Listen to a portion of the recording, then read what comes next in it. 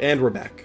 I have the privilege today to speak with Jacob Brandon, who placed 4th at LVO with a very different Ironjawz list than my previous interview with Aaron. Be sure to go check that out. But before we get into that, I of course have to thank all my patrons, Barian for the channel art, and Baron of Dice. Use code MDG to get 5% off your purchase. Okay. So I guess the first question that I really have is, why did you end up with this list? Like, what was it about this list that you wanted to bring to LVO? And do you want to just like quickly go through it just for everybody who's just listening? Yeah, so I think a lot of people have talked about this. For LVO, there was a very big imbalance in mission pack. So before the event, they released the pack so everybody can see what the 5 missions are for the wide open Swiss bracket, and then also the final 3 games plus the shadow round. The first 5 rounds was Border War round 1, Jaws of Galay round 2, 3 was the Vice, 4 was Shifting, and then 5 was Battle for the Past, basically just sideways Border War.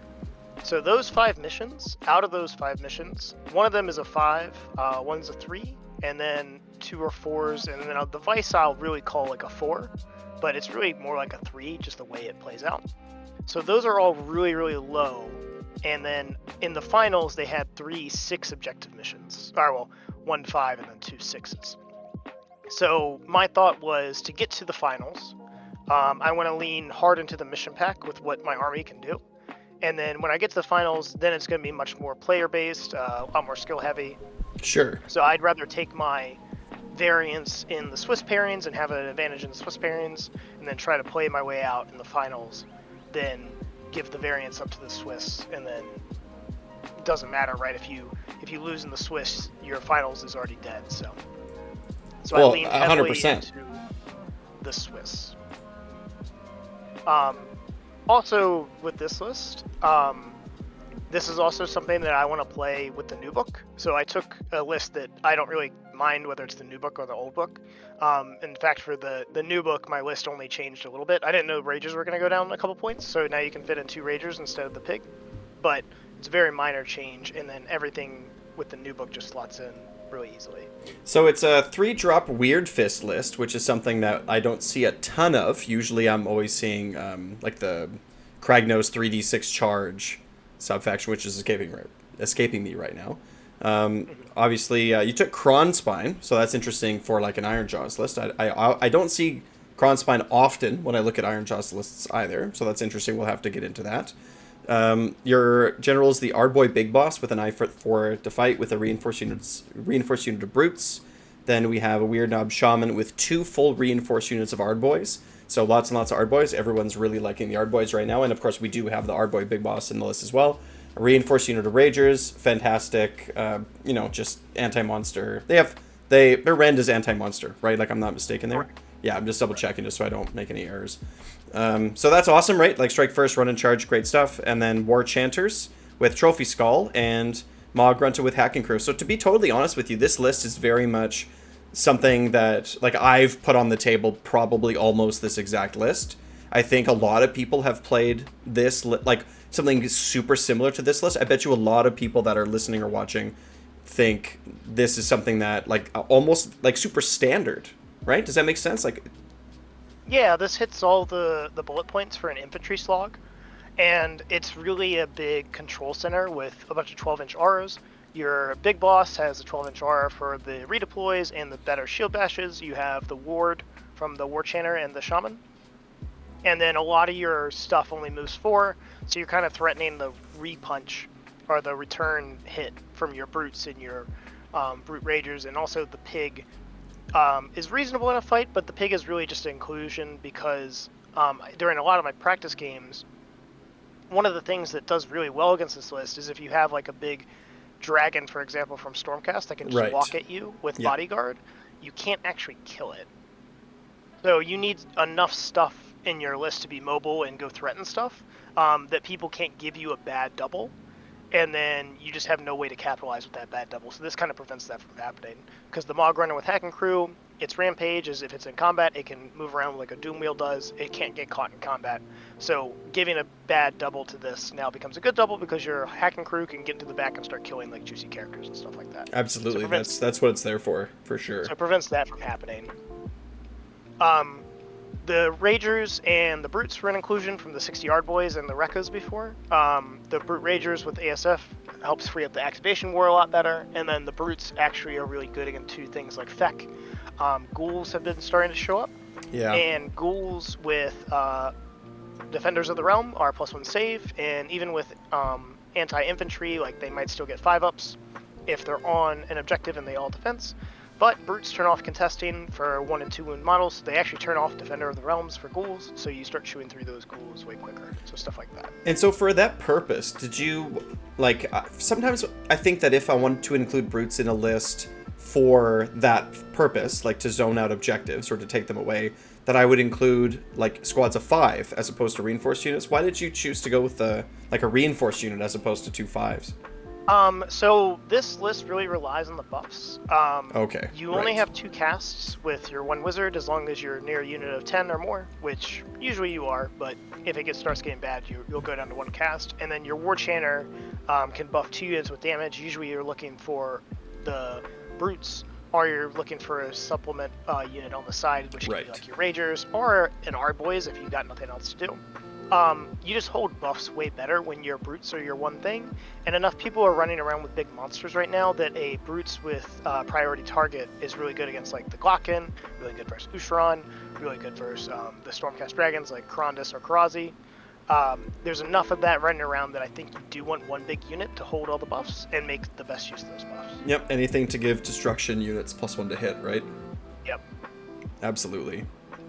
Awesome. So did you want to talk about some of your games? I know that we have you have very graciously given me every list that your opponents have played. Yeah, so round 1 was against Giants on Border War. He had 3 megas with King Broad, Gatebreaker, Kraken, and then the Rabble Rouser Regiment. Because of Border War, basically what I did was just control the center with the Ard Boys, and then after the Giants came in, they crushed a bunch of Ard Boys. They'll kill like 6 to 10 each for a Giant, but then afterwards your Brutes and your Ragers can counterpunch into a unit, and they usually can pick up a Giant and then heavily wound another one. Right, so you just battled in the middle of this game. Yeah. So most games, how this army wants to play is you want to go stand in the center. Usually you take a hard flank. Oh, that's not what I wanted to do. Just hit escape. No. Where you will take one side and cede the other side to your opponent, and you'll try to win the attrition war this way. So you'll have something like this. You're saying, I have my 2 objectives, you have your 2 objectives, you have to hit my wall of meat to come through me. Ard Boys are really hard to kill. They're one of the most point-efficient units in the game at 8 points of wound on a 3-up, 6-up, as long as your characters are alive. Most things in the game with an all-out defense is not going to pick up a unit. This then lets you respond with the Brutes up the middle, and you can then pick up anything in the game, basically as long as you make a 2-up on your Prayer. And you also have one of the best spells in the game, which is just crit 2 hits from your Shaman. These 2 spells alone will make the Brutes pretty much killing anything in the game, especially if it's an infantry block. How, can you tell me about, sorry, finish your thought. So game 1, it was just like Giants are one of the easier matchups because it's only 3 units to control, and the Rabble Razzle runs objectives and does little stuff, but they're not really a threat to anything. So the smaller unit profile your opponent has, the better you are in the game. So this was like a pretty solid win that's easily controlled. How are you using Kronspine? Like, are you, because you just mentioned your wizard and what spells you're casting, but is Kronspine, like, I actually only cast Kronspine, I think, twice. One in my video game where they streamed it, and then he did nothing because my wizard immediately died the next turn. And then another time in Jeremy Lefebvre's game where the Kronspine went in, ate a couple cities, dies, and then died. You don't have a lot of impactful casts beyond the teleport and the crit 2 hits. You almost always want to be doing crit 2 hits. So you really only have one more spell. Sometimes the teleport is nice if you're going turn 1. And then after that, Kronspine is like the most effective spell you can probably cast in the game. So you're just throwing out a Kronspine and hoping you get it. You don't have any buffs, but you're just hoping for it. So am I sort of understanding that it's almost like I have nothing else to cast and I don't really care all that much, Kronspine? Exactly. Yeah, Okay. it's one of It's those not things part of your you game go plan. for it. When you get it, it's really nice. When you don't, you're like, wow, whatever. Well, when you don't, you say, well, I wasn't, like, I didn't need my everything else, so. Yeah. The crit 2 hits is the biggest thing, just to make your brutes super efficient. And then your other spells, whether it be a teleport, a headbutt, the Kronspine, these are all just kind of little things that help aid in your game plan, but probably aren't contingent on your game plan working. Right. So game 1 was Border War versus the Giants. Basically control the Giants, and that was a win 40-27. It's a slow grind where you'll just nickel and dime these Giants out. You're both doing tactics, you're both getting points, and you slowly push your way into your opponent. Yep, just shield bashing. Did you notice, like, because this was with the index, am I correct? This is with the index, so it was the old shield bash. And so a lot right. of people really struggle to deal with the old Ard Boys because once you layer them up, there's a couple little things you can do, such as countercharge, or redeploy and mighty to cover each other at focal points. So since it's 3 inches flat, you're basically looking at 40 dice. If your opponent can't thin you out on 5-up mortals, it's effectively like 14 mortals. It's quite a bit. Before your opponent even swings, which will really thin out either a monster or a big unit coming into you. Right. Awesome. So that was game 1. Game 2 was actually probably the best possible list in the game for me, with Vordry and 25 Blood Knights. Wow. And then it was on Jaws. It's a lot of Blood Knights. Yeah. So the big problem with any type of list like this is, yeah, it's really, really good at running at your opponent. But when you can't just run at your opponent and charge, it doesn't really work that well. So I did the exact same thing against the Giants, where all the Ard Boys just took to the middle. And the problem with the layout on Jaws is there's this 2 obstacles in the middle, and this was true at LVO also. Blood Knights struggle with the problem that a lot of big cav have. Instead of Varangard and Paladors, they have 10 guys per unit instead of 6. So they actually just start running out of space. Right. Like, sure. Like, my opponent went in turn 1 and doubled me turn 2, but effectively what happened was, because Vordry and the Blood Knights are so big, he never even got his second Blood Knight unit into me during these 2 turns. His first 5-man came in, they got double shield bash and peeled off, and then it's just 10 Blood Knights and Vordry versus 40 Ard Boys. I think he killed 10 out of each unit. He doubled, he then killed like another 5 out of each unit because he's lost the damage from the charging. And then I have all the pressure back into all these Blood Knights. And this was another like pretty decisive win. It Right. was 50-20. So in a game like this, you're spending your first turn like buffing the Ard Boys to trade, and then your next couple turns buffing these brutes to really try to mop up what's left. Yeah, exactly. So Right. like when you play this game with 40 Ard Boys, you actually are super mobile to make lanes for these brutes that are even like just 4 inches behind them, because you have mighty and you have pile-ins. When you know you can't get doubled, for example, your pile-in can be 3 inches to the right, and then you can mighty 3 more inches to basically make a lane that your brutes then can countercharge in, and you'll get full frontage with this. Meanwhile, your ragers are running around, and your pig is also running around the sides being annoying. Is that how you primarily use the ragers through the game, is like take the flanks? So I actually, looking back at my games, I actually only did take the flanks twice. Flanks is actually really, really hard with Ironjawz, and especially with this list. The reason why is, even though you have ragers and the pig is the only thing that's really fast. So taking a full turn to take the flanks with the ragers and then taking another couple full turns to come back in and threaten something might mean it's turn 3 before you've actually done anything with your Ragers. And because of the distance of the Ragers, you're not going to get any buffs when you do all that. Right. So your Ragers are usually just coming in naked, and that's not enough in destruction right now to make enough of an impact. The Pig was a lot better because it can take Prize Beast when you're underdropped. But without Prize Beast, the Pig is also struggling.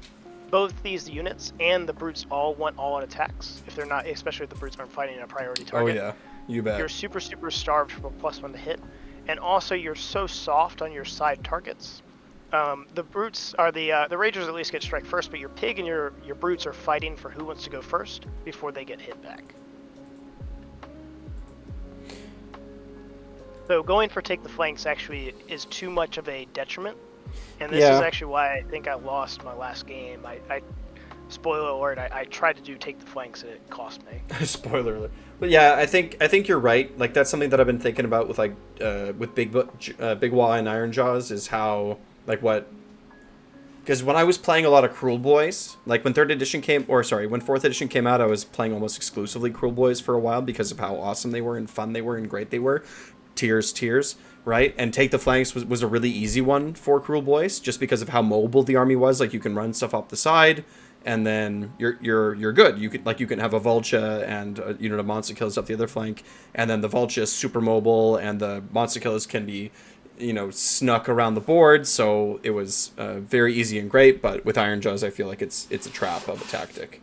Yeah, the Vulture is really good, and the Pig was the same thing, where these units can go off and be proactive while still being on the edges. Yes. You can't really do that with small units that need buffs. Correct. And you just don't have enough chaff. Now, maybe if you split the Pig into like 2-3 mans of like Ragers or something, they could go do it, but you're still sacking a good amount of stuff to go do these things.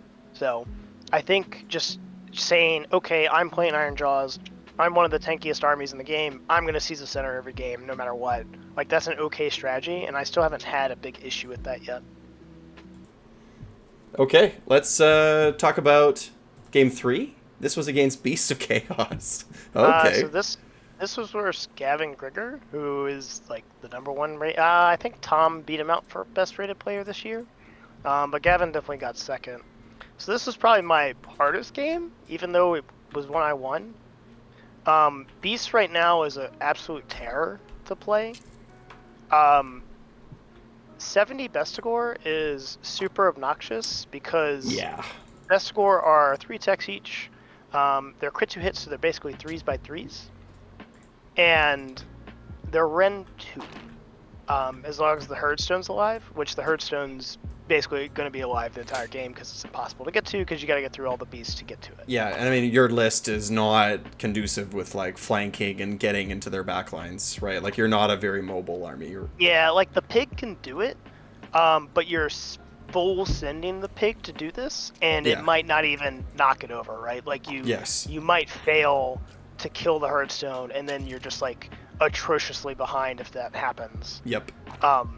So there's not a lot of ways to cleanly do it, and I think you kind of just have to accept your fate and just be like, all right, the army's going to be Ren 2 no matter what. It is what it is. So this game was pretty hilarious. No kidding. He made me go first. And basically how it transpired was at the tournament before this, I had played the Vice, and I had been up 38-28 into round 4. I then lost that game 42-46. So my main thought coming into the Vice was, the Vice isn't really mattering who's winning early, it's who's controlling the middle on turns 4s and 5. Because basically what happens is, because there's only one objective on 4 and 5, you can effectively get to a 20-point lead, or you can make up a 20-point differential if you just choke your opponent out the last 2 turns. And that's basically what happened. It takes a lot of luck with some pryos. But basically, over the first turn, I touched my 2 points. I then condensed into this. He comes in, does a 10 safely. I then give him a double, which results in he doesn't really want to come into me because, again, like the Bestigor coming in and charging into both the Ard boys is a little scary. They don't really want to get shield bashed with the same unit because, again, that kills like 7 of the Bestigor, and I can all defense the 1, and then he's like full committed with 2 of them. Meanwhile, I can then counter and get my way out of it. So he is content taking a 10. My turn 2 is then I take the middle. I basically do this. I actually got a teleport off, which launched my brutes forward into his Bestigor up here. 8 away at half the Bestigor. I actually tagged both units, so I killed like that. And then the Ragers had went off to work with all these Ungor and slowly beat up on them. But basically what this transposes into is you can take a big differential down in the Vice and hope to give away a bad double, and then you can take a double later with the new rules when you're down 6 to take a clean double with no benefit or no negatives, and that's basically what happened. Where first turn was 4-10, second turn was 10-10, third turn was 10-10, and then I finally took a double in turn 4, got an 8, and then I zeroed him out after that. Right. 'Cause, yeah, as you were saying, right, when we get to the middle. Yeah, so like, especially in the Vice where it's kind of dissuaded from fighting early because you have to stick 2 units back here to tag those early objectives. You're both not really very proactive the first turn because you're basically both 2 units down unless you're playing shooting armies. And even with shooting armies, you might not necessarily be close enough with those units to come shoot. Maybe Slanesh with like the run in charge. Or maybe Stormcast with the teleports. Yes. But like a lot of armies, you're going to have a really safe turn 1. So giving away a double turn 1 as the first army is really, really strong. This goes back to like 3rd edition, where I don't think a lot of people give away doubles right now. But giving away a double turn 1 in Vice is really good. Yep, absolutely. And also Vice is the perfect one to take a 4-point turn. And if they take a 10-point turn, now you're in prime position to capitalize off that double later. And that's basically just what happened. So I got really lucky with the prio controls. I won prio 1 and I run prio 3. So, and that transposed into this where, yeah, he's beating on me, and I think he would have tabled me by turn 5. But my War Chanter at control 12 was sitting in the middle. Yeah, with trophy skulls. Yeah. Yeah, with trophy skulls. So I think it's like 3 best score on 2 Ard boys. It's like 1 brood on 3 best score. It's like 3 more Ard boys versus like 6 best score over here. The pig had died at that point. My shaman's dead. My boss is here. Some gore fighting me. Basically, it turns into the scrum, and once you're in the scrum, it's just who has better control. And the OC 12 on the War Chanter is just insane. He'll just never take it from you at that point. Did you ever use the Ardboy boss's rally at LVO? So you think you would use it more. I don't actually think you use it as much as you want to unless you get into a shooting match. If you're in like a shooting match versus like Zinch, LRO, or Slanesh, I think you will be using it. But against a lot of the meta right now, it's too much melee, and your Ard boys are usually going to stay in combat for multiple turns. Yes. Most of my Ard boys were in combat from turns 1 to like turn 4. Yeah, that's their role. That's what they do. Yeah, so right? I think that's okay. It's just the threat of having that huge rally, which is really good. And it makes your units more scary once you get to the scramble stage of a game, where you're like, okay, it's 5 on 1, and now I rally this unit. Oh, I rolled really lucky. Let's say I rolled 8 4-ups. Now there's 4 more. I just doubled the strength of this unit. That's where it's really going to come into key. And then also, it's equivalent to kind of like all-out defensing most times against most shooting. Most shooting is Rend 1 right now, so yeah, you'll save an extra 16%, but you'll probably just save an extra 16% by rallying like 5 wounds. So it just shores up your shooting matchup that much more. Did you ever think, or did you ever in your practice games leading up to it, think of any matchups or any armies where retreating into a rally was the right play? Usually not. Retreating, taking D3 mortals, is usually going to break even with most of your rallies anyway, because it delays a turn also. There are some cool tricks you can do with Ard boys. No one ever let me do this, but it is something you can do. If you're fighting a manifestation, let's say Bella is a manifestation. You can Mighty, so you're only in combat with that manifestation. You can then unbind that manifestation, hopefully, and now you are free out of combat, and you can rally That's whatever was interesting. fighting. So it's Yeah, so there's- in your hero phase, Mighty Yeah. Destroyer into a banishment. Yep. So there's a couple cool tricks you can do. That's cool. But it's really limited to rally, and I do think you are really CP intensive. You want to be all out defensing as much Oh, as yeah. you can. You're a 3-up armor. You want to be all out attacking as much as you can. You're No, here on wars. it's a curse. Sucks. When I play Yeah. Ironjawz, that's how I feel. I'm like, I don't get to use my CP for tricks. I just need at least 2 all-out attacks. At least. The bigger deal with him is honestly the Eye for the Fight redeploy. Yeah, Having sure. a minimum 4, especially after the roll, is so good at a couple things. What it allows you to do defensively, which this is different than Aaron's list where, like, I know pigs are really aggressive, but for Ard boys, you can either go forward or backward pretty effectively, where you can pull 2 units back or push 2 units forward with Mighty and then the redeploy going basically 4 inches forward, or you can really back up and make it so it's really hard to charge you by pulling 2 units back. This is also really good against a couple things that have keyword contests, such as Slanesh. Tom's Slanesh list, which is running amok right now and terrorizing the meta, is the Blissbarb Seekers, which there's 30 of them.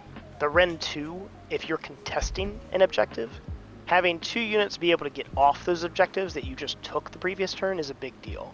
So like, let's say I put one guy here to contest this and take it, I then Mighty this unit off, and then my other unit that was on it, on a different objective, can redeploy off of it to get away from that, so I'm no longer getting shot to death by Slanesh. And same thing for a couple other things. There's a lot of cheeky things where you can redeploy onto objectives, you can Mighty onto objectives. It's just really, really hard to control that movement. And it also, again, helps prep your brutes to come through the middle and smash once you've positioned your opponent for getting hit. Are brutes really the best hammer? I think they're the best hammer in this book.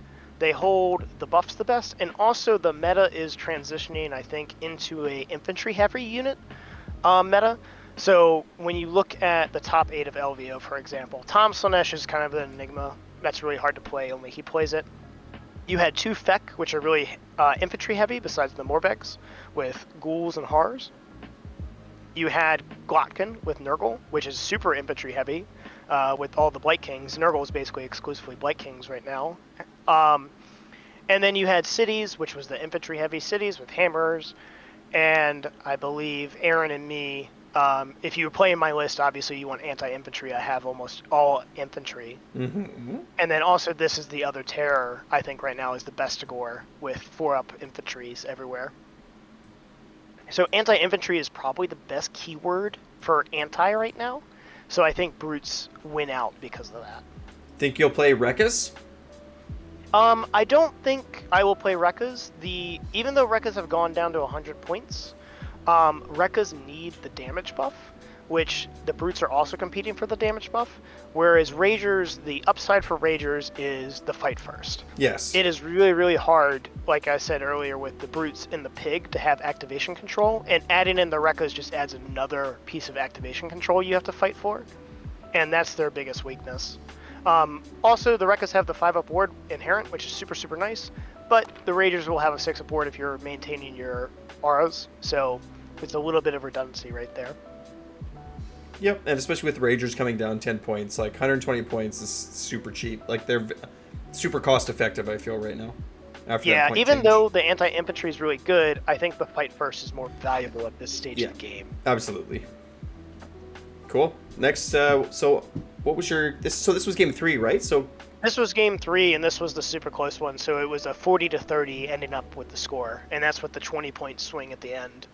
So... And then super close. game 4 was against a 3-drop Maggotkin. Yep. And Blight game Lords. 3 was the Maggotkin, Glotkin, and the boys. This was on shifting. And I think this is where everybody kind of started hitting the wall of basically Maggotkin are really, really good at... Not Star Strike. Maggotkin and Ironjawz are fitting the same bill for I am an infantry-heavy army with 3-up saves. I'm going to go up and sit on the points. Yeah, You're sure. going to have to move me. Maggot can rely on the countercharge from the Glocken, plus all the pressure from disease slowly whittling away with you. The struggle Maggot can have is when they fight somebody who also is doing the same thing they are doing. So this would be like warriors with all Chaos Warriors on foot or Ironjawz, because basically the same thing happens for Ironjawz versus Maggotkin. Is Ironjawz walk up, they take 2 of the objectives, you just say, okay, where's the active objective? I'm going to take that one and the middle one, and I'm going to bunch up like this. Even though you have the countercharge ability from the Glocken, with the current index, it's still fine because they still have to charge you and take all the mortals. So you can kind of like position around where it's like, okay, I don't care if you charge me with the Glocken and countercharge, because like honestly, the Ardboy units don't really want to be charging. So this is like a juicy countercharge that you're incentivizing, and it just doesn't even matter. Like the Glocken charging here, taking 14 mortals, and then getting hit with anti-charge Ren 2 is just going to start tearing him down. It's a trap. You're telling your opponent, like, go ahead and waste your command points. Yeah, so like having this is almost like the Blood Knight mechanic where you have an army that wants to be charging, and you're playing an army that wants to be charged, and that's just a bad matchup for your opponent right off the rip. Plus you're on your favorite mission, which is just 3 objectives, and you're going to conquer the 2, and they're just too thin to knock you off. So same thing happened. Blight Kings came in. He devastated 1 unit of our boys with the Blight Lords and the Glocken. The guys hit him back. They kill a bunch of Blight Kings. They hurt the Glocken some, and then the Brutes came in with priority target. It's crazy. Like, I have to say, and I don't mean this in any kind of insulting way, but the way that now that I've seen it on the table, the list looks incredibly easy to play. It's almost like you have the same game plan. It's like, throw up the Ardboys, stand on the points, make a lane, buff the Brutes, win. Yep, send it in. So I think this is the LVO mission pack, and this is why it did so well. Right. Is this was something I could do every single game, except for round 2, which was Jaws. And I just happened to play somebody who is playing just like a hard counter, like 30 Blood Knights have to charge me. It's not like traditional Soul Blight where they're going to try to throw zombies behind me and out-contest me. He only had 1 unit he could res. Whereas if I had played 100 zombies and then he was bouncing around all the time, I probably would have lost that game. Would you play the same list if you knew that the mission pack was going to be more varied? I think I would, just because this is what I wanted to play. But I don't think the results would have been as good. What would you have changed to improve your results? I think you should drop with the old list. I think this is probably as good as it gets, honestly. How about the new one? The new one, I think the pig should come out for 2 more Ragers. The benefit of having 2 Ragers is, like I said, now you can send these 2 3-mans to go do flanks, and it's not nearly as much of an investment. And then also, the foot and the tower help control a lot of matchups way more. They protect your middle from getting pressured, and you also are now threatening a lot more offensive damage with your Ardboys. So in the index, what would happen was your opponent was, how do I get into combat with you without charging? Because when I charge you, I'm going to take 40 dice on 5-ups taking mortals. That's really bad. A lot of people just can't handle that much damage. But with the new list, what you do is you want to tag Ardboys at corners, because now you're like, okay, every guy within 3 gets a shield bash. This is only 5 guys. Even on 5s, it's like, cool, you did 2 mortals. I might have a ward. I might save 1. Whatever. And this is how you defeat Ardboys, is Ardboys can only target 1 unit with their shield bash, even though they all can do it within 3. You're just not getting nearly as much dice on the charge turn, but when you charge, you can set up your Ardboys to all bash into somebody. And now you're like, okay, now I'm doing my 40 bashes into these Blight Kings, for example. And even if you live, I'm going to do it again next turn. Yeah. So it's much more aggressive for what you want to be doing. You want to be charging with your Ardboys now instead of catching charges. Interesting. Or, well, let me rephrase. You want to make charges really disadvantaged by having, like, the boss rock tower, like, make you d6, or have the foot make you d6, so that if you come do charges, you can redeploy backwards with your eye for the fight, make those charges almost impossible, or make it really hard, and then you can counter with your units. So you make these trades much more questionable with the new unit, or with the new book. Whereas the old book just walked forward and said, "Charge me, bro. You can't handle me, and I'm on the point first. I'm gonna hold here." Yeah, it's funny how little changes like that will make such a big impact on an army. Yeah. So I think the new army will be much more proactive, where the old index was very reactive. It Sure. always wanted to get there first. It just wanted to sit here and say, "I'm going to sit here. I'm going to take as much punishment as you can dish. And if you come into the stone wall, my brutes are going to counter, and they're going to kill whatever you have." Do you typically want to go first or second? I think, so a lot of players in this game don't understand, like, at deployment, what your opponent is going to do, whether they're a kill army or a control army. And I think you're starting to see more of these control armies, where, like, Nurgle and Ironjawz and Corrin, actually, I think is doing pretty well, even though it didn't have a good showing at LVO. These are the type of armies that want to go first because they want to go walk under the points and just say, "These are my points. I don't need to kill you. You need to now knock me off." Yeah, you're setting the pace. Yeah, so Ironjawz actually want to go first, and a lot of people will just make that mistake of being like, "I don't want to get doubled. I'll give you the turn." Where these 3 objectives in the middle means you don't actually want to be going second, because once your opponent bricks up all their Ard boys on this line, you just physically can't get onto these objectives. Like, you're going to start bleeding points, and you're going to be at the point by turn 3 or 4. Yeah, you can take a free double, but you might be so far behind a material that that double doesn't matter anymore, or you might not even win the prio roll, right? So you just slowly bleed until you're behind by like 10, 15, and then taking a double just doesn't matter. This is the opposite, of course, for missions that are even spread. So let's say like Feral Foray. I'll pull that up. Yeah, it's got 3 on your side and 3 Yeah. on my side. So yeah. These are the type of games where you want to be going second, because going to the middle doesn't matter. Right. It's not helpful. Yes, it's not helpful. It does gain you some space, but it's not getting you points, and that's the big difference. So, and this was a big problem with LVO, is they made all those games for the first 5 games middle objective games, where it always was behooving you to go to the middle and sit there and be like, "I'm going to control tempo, I'm going to be up points, you got to deal with me, you got to knock me off." And then you're just putting the onus on your opponent to make a play, and it's really hard to make a play into Ironjawz. I like it. It's very interesting. Game 5 was just Battle for the Pass, or Battle for the Pass, the Sideways Border War. I don't have Fire Slayers. Honestly, I don't even know what Fire Slayers really look like. They all look like naked dwarves.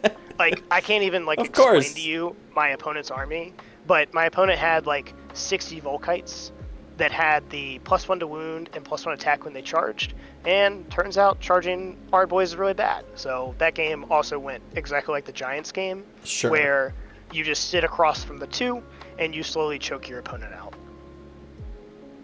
Easy. Yep. Game 5 was Feck, and this is where the army started to struggle. This game was recorded on the Hobby Collab, live on YouTube if you want to go watch it. It actually was a really fun game with me and Jeremy. It was limited resources, and this is where the army starts to really struggle, and you'll see in that game if you watch it. Jeremy basically had me tabled by turn 3. However, he took a bad double, which means he gave me permanent underdog and couldn't explore a battle tactic, and he just slowly lost on points on the way limited works. Because limited, you burn your objectives as you're going. He had burnt his 3 objectives on his left side. I had burnt my 3 objectives on my right, but because it had taken so long for him to kill me, he had started scoring less and less points as we went. So I went 10-10-10, 6-6, and he went 8-10-2, 6-10.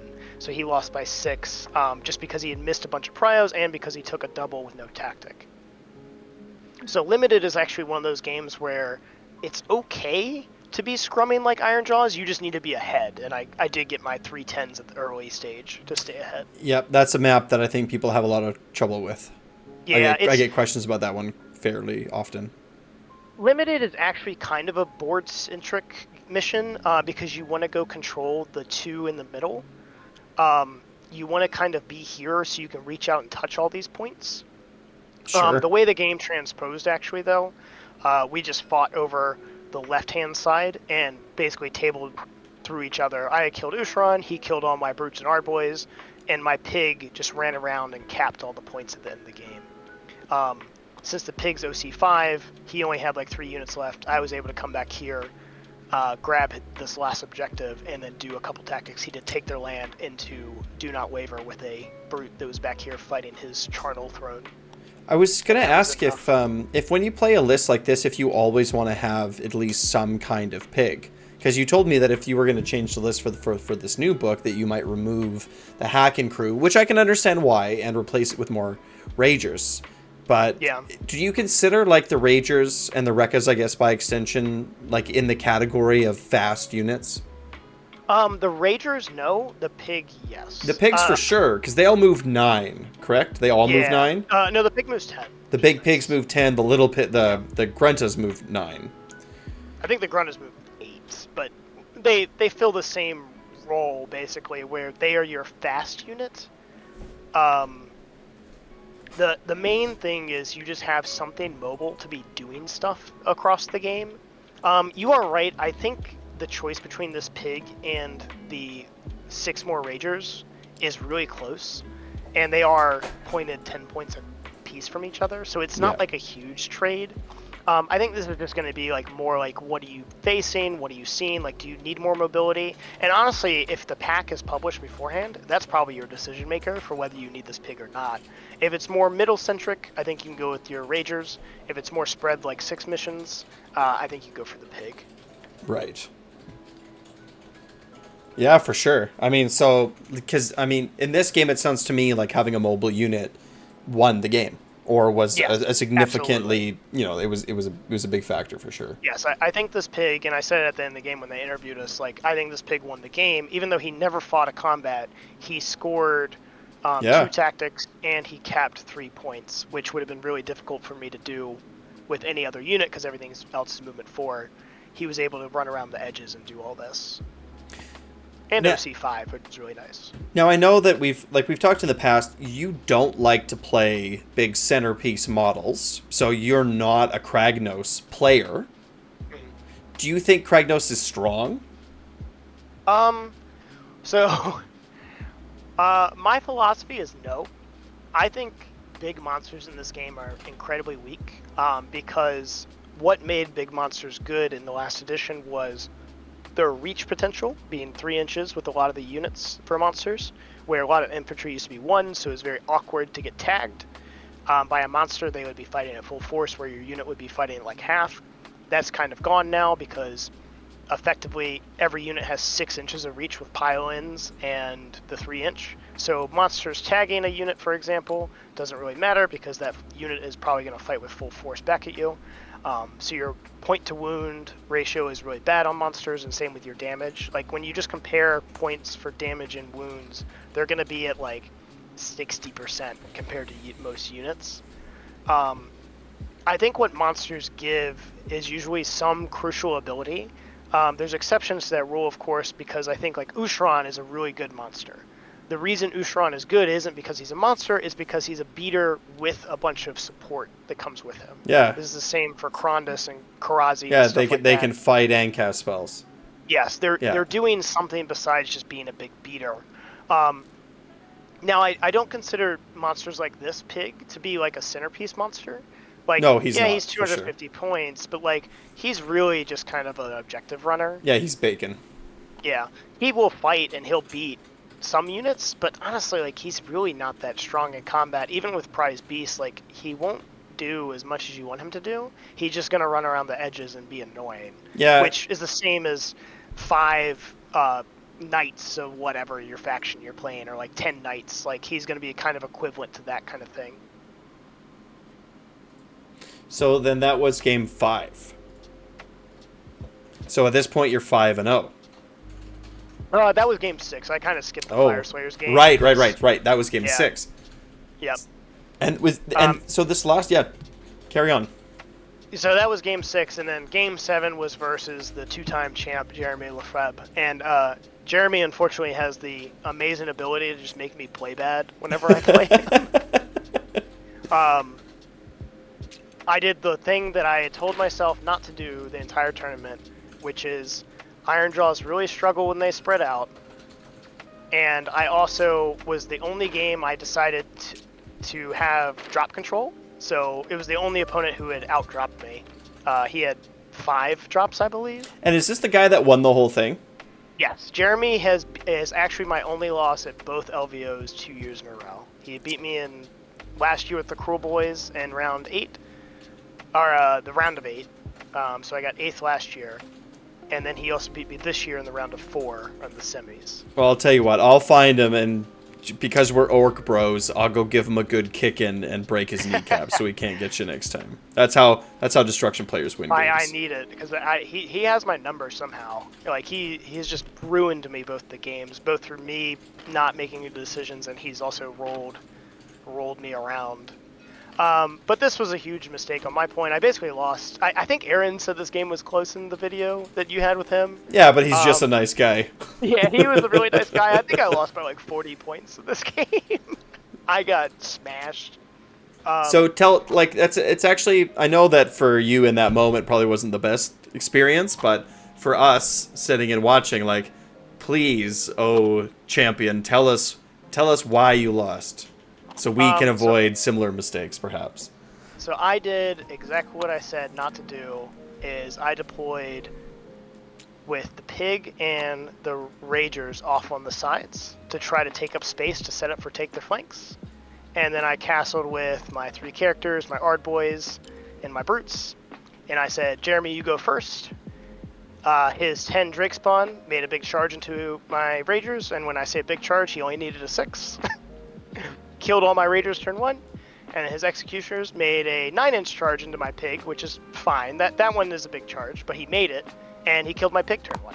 Or I think turn so now your flanks are exposed. Yeah. Okay. So as soon as this happened, I think I just immediately lost the game turn 2. Sure. Yeah, I can see that. He had moved his 30 hammerers up to the middle. Like I said in most of the games, like it's really, really hard right now for infantry to walk up and be like, deal with me. He had his Dark Shards back here shooting, which the Dark Shards are kind of whatever. They were killing like 2 Ard boys out of each unit every time they shot, which is kind of negligible, but it's annoying. But basically, he had immediately won both the flanks, and he had a stronger hold in the center. So my turn 1, what can I do? I can't get the brutes into him because all my Ard boys are in the way. So my Ard boys have to go in. They have to fight these hammers, which is miserable because hammers are 3 up, 5 up, and I'm a 3 up, 6 up. And I just never take the point from him, and he's sitting on these 2 points with like little stuff, and I no longer have little stuff to go get these things. So I get smashed over the course of the game. So basically at turn 1 deployment, I just lost immediately. And I think that's on me. I should have realized that I should have stuck to the game plan. Both these should have been tucked in. I can always break out later, and I should have been the one to go first and go up and hold the center. Yeah, because I was going to say, like, he outdrops you, so you get to pick, but you chose to go second when your whole game plan is go first, run to the middle, be like it. So you just, you're like, yeah, interesting. So for this, after winning 6 games in a row, I think my plan is to do the opposite. Yeah. Yep, and that was a miserable game where I was just like, I don't know what I'm doing. And so Jeremy tore me apart. No kidding. He got a couple of lucky things, like the 9-inch charge into the pig with the executioners. That's kind of whatever, but I kind of brought that upon myself. Is he really good looking? Like, do you have a crush on him? Like, what's the deal? Jeremy just like sweet talks me into oblivion. He's like, yeah, you should just do this. You should let me go first. You should let me charge you. He immediately said, he was like, I don't know why you put them over there. And I was like, yeah, I don't know what I'm doing. So that game was 18-47. So that was a nice 29-point loss that I basically conceded turn 3. I was down like 15 points with just nowhere to go. Ard boys. Yeah, and I had nowhere to go. And I was like, even though this is a miserable mission, just roll playing out the dice. Yeah. Yeah, I was like, without any of these units to go touch these sides, I don't have enough play to proactively do anything. Like, I've said, like, yeah, I can take a free double, but, like, I don't even think I can score a tactic or kill anything. Like, when you're that far behind, it means you screwed up somewhere else. For sure. How impactful do you think Field Sergeant's going to be for this play style? People have been talking about this. The third best Ironjawz player who went 4-1, I think he ended like top 15. He was playing the Field Sergeant version. His change from my list was he literally dropped 3 Ragers. He upgraded the Mog Runner with Hack and Crew to the Mega Boss on Maw Crusher, and that way the Ardboy Big Boss can become a Field Sergeant. So it's literally just dropping 3 Ragers and upgrading your monster. I don't think that's necessary. With Mighty and an auto run turn 1, both these Ardboys can get to seize the center without Field Sergeant. And I think after you're in the scrum, Field Sergeant doesn't really matter. Like, once you're here, Field Sergeant isn't going to be affecting any part of the game. You're going to be +1 to charge, sometimes plus more if you get Gorka Roar off. These brutes are always going to be countering, and you're going to be looking for like 7 inches. Like, you're going to have Mighty if you really need it, you're going to have your 4 inches of movement, and you're going to have your charge to kind of get wherever you need to be. So you'd rather just have damage? Yeah, I'd rather just have damage. Like, I don't really like the Maw Crusher. I think this pig is better than the Maw Crusher, and I also like 3 Absolutely. Ragers. I think for Ironjawz, I think it's unanimous that the monsters generally aren't great, and I think the Hack and Crew is the best among them. People like the Tusk Boss, but I don't know, I'm not sold. You can't get prized beasts with the Tusk Boss or the Maw Crusher, and that's my biggest detriment, is like, this is a beautiful prized beast target. Now you do have the consolidation of like taking anti-whatever on your Rekkas, or your Ragers or whatever, to make them anti-whatever your opponent is. But Prize Beast is just so good with this pig. It's another thing that you don't have to all-out attack. It doesn't bracket anyway, but just the fact that you're not having to be forced to all-out attack this is super nice. It definitely needs it. And it has such, like, when it's popping off with damage, it's nice. It's really easy to redeploy it and run it to build up the 3 momentum, or be at 2 at least, and then when you charge in, you'll be at 3. And this is just so much damage once it goes in, especially with 3s and 2s on the tusks automatically. It's a big deal. But yeah, that was the tournament run. The last game, I wish I had played a little better. It's just kind of one of those games where it's like, what was I thinking in the moment? Yeah, it's like a beautiful mind moment where you're like, oh, I have this crazy plan, like I'm gonna take the flanks, and then you don't even do it, and then everything just falls apart. And I'm like, I don't even know. We have so many Super Bowls where we can think back of like, why did they kick it? Why did they go for it? This was that moment where it was just a beautiful thought that turned into a massive blunder. There's always next year, friend. Yeah. I mean, placing 4th is nothing to sneeze at. It was like 300 plus players, right? Yeah, it was, I think, like 306. So, 8th place and 4th place with both losses to the champion feels pretty good. So. Yeah, for sure. Any thoughts on like Zogrok's Army of Renown? Is that because this heavy infantry style, right? Is that something that you think is decent, or you might check out in the future? Or? So I think I'm at a really close balance. The problem with Ironjawz is all these characters are just buff pieces. None of them want to be in combat. Same with Zogrok. You are spending, this is 390 points-ish. I think like 380 now that he went down 10. Spending another 180 or 170 or whatever Zogrok is, so you're at 500 points of buff pieces, feels really rough. That's surprising to me, because can you tell me why you like the War Chanter over Zogrok? Because I always thought that the mortal wounds and the fact that it's, you can sort of keep the buff up all of the time was important. So if you want to play Zogrok's, you do lose the pig, because you want the ward, right, for Weird Fist. The ward only comes from the War Chanter and the Shaman. Right, so that's the trade-off, is that even if... So are we in... Would you say that Zogrok, like, just on paper, is a better buff piece than a War Chanter? I think he's better in the world of you need mortals, but I don't think you need mortals right now. I think you need options. With the new changes to Ardboys, you are going to have a lot of aggressive mortals, because like Zagrok is aggressive mortals, right? Like it's better Yes. when you're charging, when you're Ying, you want to just putting out a lot of dice. Um, he's not really doing anything else. Like that is what he's doing. So he's already limited on his targets. If you want to play Zagrox, I think you drop the Brutes and go to 60 Ardboys. Sure. And then you just play the AOR and maybe slot in some Rekkas, and you drop the War Chanter. So it becomes a little bit different list, but I don't think it's bad. But you think the way to go right now is just standard Ironjawz? Yeah, I think this is really good. It's felt really good. It feels really balanced. It does. The big struggle is just missions. It really, really struggles into the 6 objective missions. It struggles when the middle of the board is not the place you want to control, like Feral Foray and Close to Chest, and then I think the last one is like Risk Something. No risk without reward? Yes, that one. And Better Part of Valor is the other one. So all these 6 objective missions, you really, really struggle because there's just no point where you're like, yes, this is the perfect point to control. Yeah, you can control like right here in between the 4, but you're automatically ceding control of 2 objectives right off the rip. So that means you're fighting over these 2, which is more even-footed, right? Like you're not getting an advantage by playing this army in that situation. I see. Well, that's pretty good because, I mean, as a Ironjawz player, like, you want your main army to be the thing. You don't want to... You want the options, you want the flexibility, you want to be able to actually play the whole army and not just be stuck with an army of renown. Because, to be honest with you, when I saw the new Orc book, right? Like, when I saw just the Ironjawz stuff, I thought, like...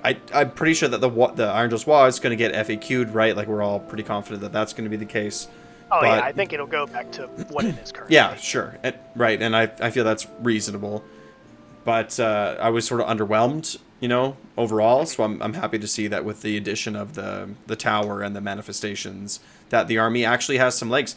What would you say, if you had to, like, classify, like, tier the new Ironjawz, what would you place it at right now? Is it like an A-tier army? What are you thinking? I think it's in the solid B+. I think what you're looking at for comparability is this is compared to Nurgle, Khorne, and Ironjawz. These are your centric melee armies that have a lot of movement tricks, and they're the strong middle armies. They want to walk up, fight you in the middle. That's what you're competing against, and I do think it's better than Nurgle, and I think it's comparable to Khorne. I think this is better into shooting than Khorne is, but Khorne is probably a little bit better into more melee, just because Blood Tithe can tag in the movement phase instead of the hero phase with Mighty Destroyers. Right. So I think it is like a solid B+. This has more output than Khorne, but it's also less reliable because Khorne has like all the Blood Tithe and all the cheap stuff it can cycle through. So that's where your trade-offs are going to be. What point changes would you like to see to make it an A-tier army? I actually don't know if there's any point changes I would recommend. Maybe some of these characters coming down a couple points, but the thing is, like, you can't really reduce Ardboys. Ardboys are the backbone of the army. I think they're fine right where they are. I think right where they are, they're an excellent unit. They can't come down anymore. I think Gorg Runners should come down a ton, like 20 points. I think Gorg Runners are terrible, especially with pigs going to 5s to hit. It's so funny. You did not, I guess, I mean, I know it was just yesterday, but I assume you haven't watched my interview with Aaron. Not all of it, no. Right, because we were talking about how Gorg Runners are S tier. Oh, really? Yeah, well, just because they're, like, from Aaron's playstyle, from his perspective, they are the best, or one of the best, like, top 2 or 3, I think we were saying, pinning units in the game. So for him, it's like, it's all about the pin. So Gorg Runners are, like, so good for that. Yeah, so it's funny, right? You guys play so different. Yeah, I don't really love Gorg Runners right now. I think Gorg Runners are probably the weakest part of the army. I think Rekkas and Ragers are about as cheap as they can get before they become a problem. Yes, like, agree. I don't want the race to the bottom where it's just this unit is good because it's cheap, right? Like, I don't want 60-point Rekkas that are just spamming everywhere, and that's just my army because it's just efficient. So. Maybe the big pigs. So I think, in my opinion, I guess the pigs. Pigs can come down a little bit, and probably the maw crushers can come down a little bit. Well, no, I don't think the Maw Crushers matter, if I'm being honest with you. I know that Aaron played one of his lists and did very well, but I just think they're going to be unplayable this edition, like straight up. Yeah. Yeah, they're just, they lost Fasten, they lost the old Mighty Destroyers, they lost, like, the way that the teleport works, they lost almost all of their mobility tricks, they were replaced with stuff that's, like, the Maw Crusher is fine at best, it's Rampage, and it's like they're just dead, they're pie plates that aren't going anywhere. Unfortunately, I think. I think the point a Maw Crusher would be at the point where I would play it is probably means it's just too cheap. Yep. Well, exactly. And there was a player that did really well in a tournament, I think in China or somewhere in Asia just recently, and he just played 5 cabbages. Yeah. So it's like as soon as you can play 6, right? It's like, what are we doing here, guys? You know? Yeah. If I could fit a Rekka unit in here, like just a 3-man Rekka, I think that would probably be as good as it can get. I think this list has like 30 points left over, maybe 40 now with the changes. Yep, I could see Brutes coming down a little bit. But yeah, I think that would be as far as I would push it, because this army is really good at controlling the middle. It's probably one of the better middle armies, Probably. So it needs a weakness with it just being too slow to touch everything. Sure, that's fair. Big pigs are cool, though. Yeah, the big pigs, I think big pigs coming down to play like a big pig mash like Aaron did would be a little fine. I think the pigs are okay. Just hitting on 5s kind of sucks. Yeah. So, shifting topics slightly, tell me what you... Because I know that you did very well. You played Cruel Boys in 3rd edition. That's why we sort of connected originally, was you were doing very well with Cruel Boys in team settings, if I'm remembering correctly, but also individually. Maybe I'm mixing those two up. But what do you think of the new Cruel Boys book? I think Cruel Boys are kind of trash, honestly. It's really sad that Cruel Boys have dropped as badly as they did. I think Cruel Boys are suffering from the problem that a lot of the smaller ranges suffer from, where they have more characters than they have units. So much. And the characters all kind of suck. Like, the Gnashtooth has sucked for forever. Yep. The Hobgrot Slitter boss sucks. Yep. The Foot boss sucks. So bad. Gobsprat kind of sucks. Right honestly, now he does. Right now. Yep. Yep. Cruel Boys were a faction that had a lot of good things that happened to them, with Monster Killers mainly. And now I think they've gotten to the point where Monster Killers just don't carry the army. Primal Dice carried the army with Gobsprat. Monster Killers carried the army when it was a very monster-heavy meta. Bolt Boys with the Shooting Mortals carried the army. And then, honestly, in the most recent edition, the Teleports with Lightfinger carried the army. Yep. And that has all been stripped away, so I think Cruel Boys just suck. In the most recent Honest Wargamer, he went over the stats, and I laughed when I saw that Cruel Boys are back down to 37% win rate. Oh my god, I didn't even look at that. Yep. And that is going to be comparable to what they were when they came out Lord. 3rd. So I think Cruel Boys are at a race to the bottom right now. I don't know what they do to fix them. They gave them all those free tactics back in 3rd. They slowly buffed all the War Scrolls. They just got to give Sneak back. They just have to undo it. That's it. I just don't think they're gonna do it. I think that's just a philosophy thing, which is I think then that's why write the book in the first place like that? Yeah. No, but seriously, it's a point that it's driving me insane because people. Okay, so there's some people in my Discord that are very good players, that are very intelligent, that are articulate, that have said that the way that the sneak works in the movement phase, that it's not good for the game. That your opponent being able to move up and then all of a sudden you're like, haha, now I'm not there anymore. That's not a fun experience for your opponent to play. And it's like, fine. Like that's a fair argument, but then why write that book? If you're going to write that book and you're going to put that in the game, you can't just be like, oh, okay, guess what? The only thing about your army that was like fun and interesting, because while it wasn't necessarily a good fun experience for your opponents, it was a super fun experience for someone that's like, I want to be a dirty, tricksy swamp orc and make my opponent pull their hair out. Right? Like, that's exactly what the army was supposed to be. It's supposed to be kind of toxic. anyway. But then why introduce it into the game in the first place? Are you just trying to piss off all these 3rd edition Cruel Boys players that had a terrible... Finally have a fun book, and they're like, just kidding. JK. Yeah, it's just... I don't know what you do.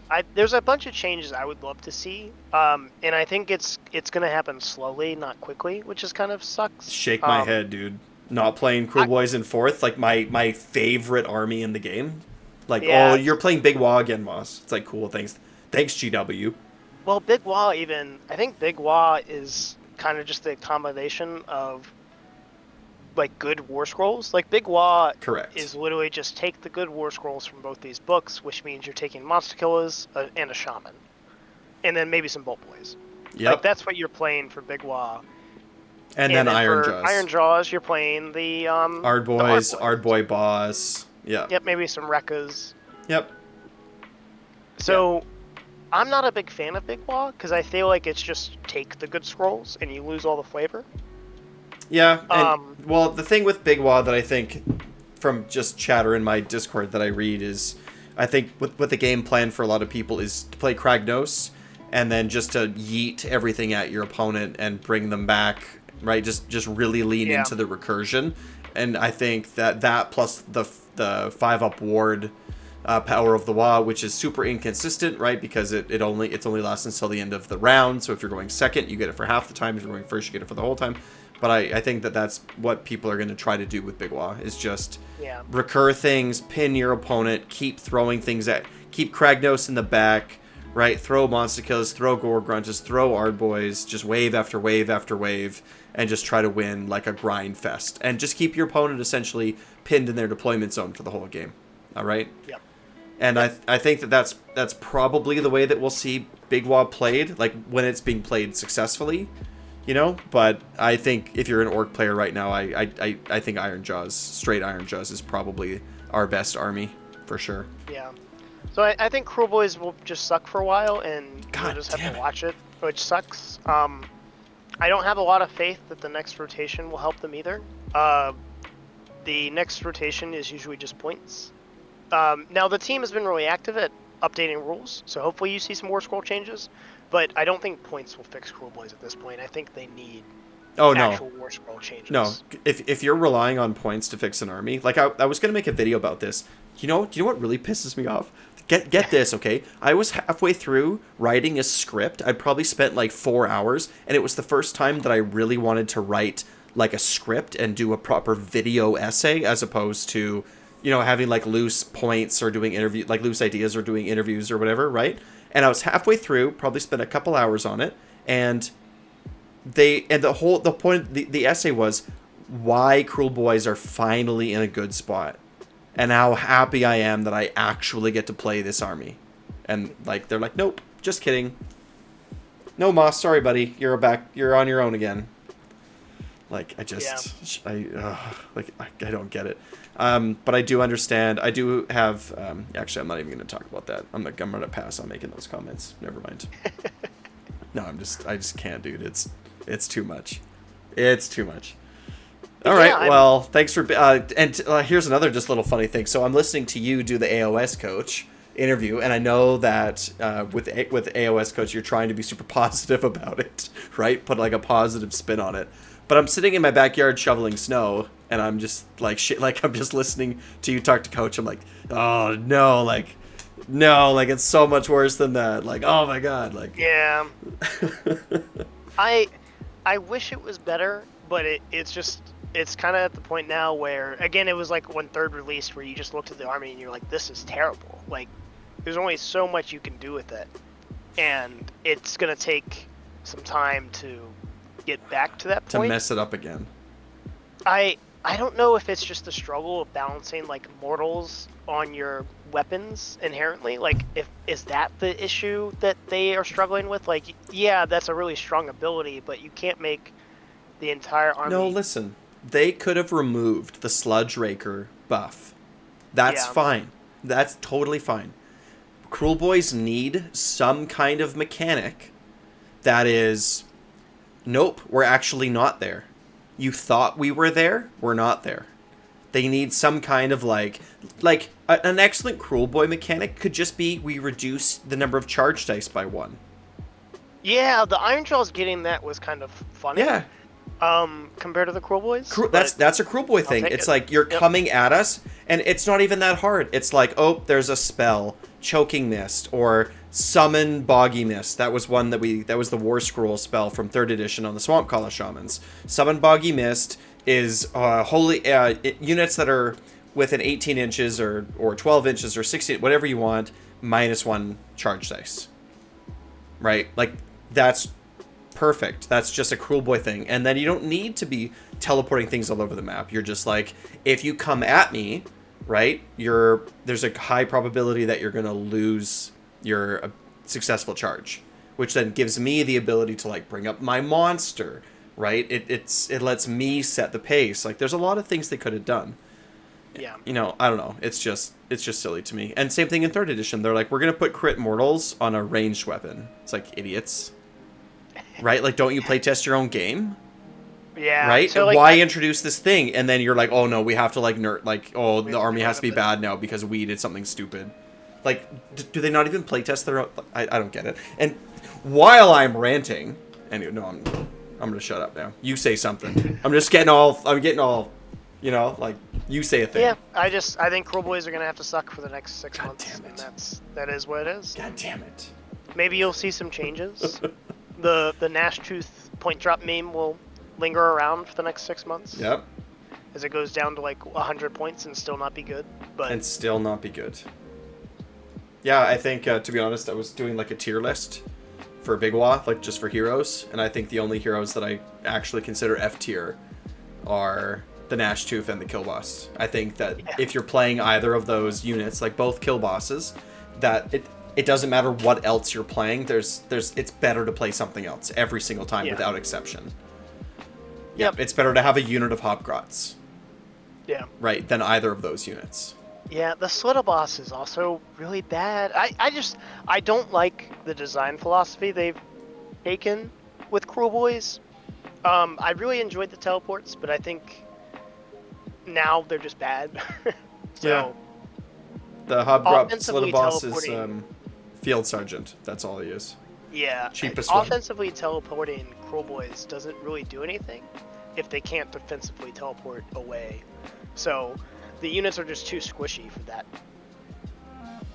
Yeah. Cries in Wa. Yep. Cool, man. Well, I really appreciate you taking all the time today to talk to me about your experiences at LVO and to walk us through this army and how it works. And I think that with this video and with the interview with Aaron, I think there's so much information here for everybody in the community to digest and no problem. And to figure out how they want to play.